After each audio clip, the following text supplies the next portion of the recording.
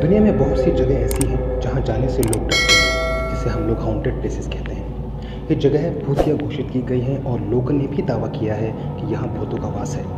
भारत में कई ऐसी जगह हॉन्टेड प्लेसेस मानी गई हैं जहाँ रस्मी घटनाएं होने का दावा किया जाता है। आज हम आपको एक ऐसी ही जगह के बारे में बताने जा रहे हैं जिसे भारत की सबसे डरावनी जगह मानी गई है। राजस्थान के अलवर में स्थित भानगढ़ किला भारत के सबसे भूतिया किले के रूप में जाना जाता है।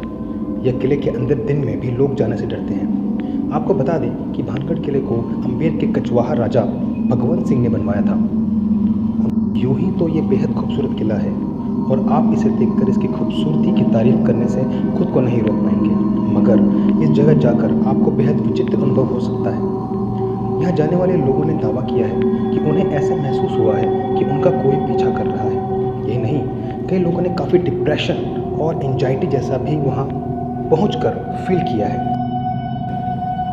शाम होने के बाद किले में जाना ही मना है। किले के अंदर जहां दिन में भी जाने से लोग डरते हैं, वहीं शाम के वक्त तो पूरी तरह से किले में जाने पर रोक लगा दी गई है। आर्कियोलॉजिस्ट सर्वे ऑफ इंडिया ने कई जगहों पर बोर्ड लगा दिए हैं जहां किले के अंदर शाम के वक्त ना जाने के लिए चेतावनी दी गई है।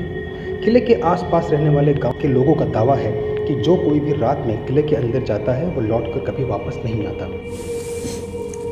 इस किले को लेकर कई डरावनी कहानियां सुनने को मिलती हैं, लेकिन सबसे ज़्यादा चर्चा रानी रत्नावती और तांत्रिक के श्राप वाली कहानी की होती है। कहा यह जाता है कि यहाँ एक राजकुमारी थी जिनका नाम रत्नावती था। रत्नावती अपनी खूबसूरती की वजह से काफ़ी मशहूर थी।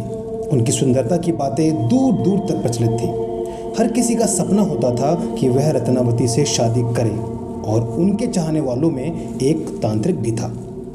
उस तांत्रिक ने रत्नावती को तंत्र विद्या से अपने वश में करने की सोची। यही सोचकर उसने राजकुमारी का पीछा करना शुरू किया। एक दिन उस तांत्रिक को अपना काला जादू दिखाने का मौका मिल गया।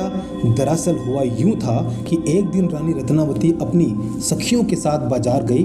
वहाँ एक दुकान पर उन्होंने इत्र खरीदा और जैसे ही वह दुकानदार की तरफ मुड़ी, तभी उस तांत्रिक ने इत्र की बोतल पर काला जादू कर दिया। वह जादू रानी के वशीकरण के लिए था।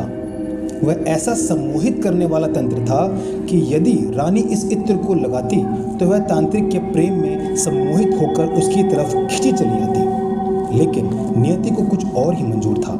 हुआ यूं कि जब रानी ने इत्र की शीशी को हाथ लगाया तो उन्हें कुछ अजीब एहसास हुआ और उन्होंने उस इत्र की शीशी को एक पत्थर पर पटक दिया। अब क्या था, अब तो वह पत्थर तांत्रिक के प्यार में सम्मोहित होकर उसकी तरफ जाने लगा।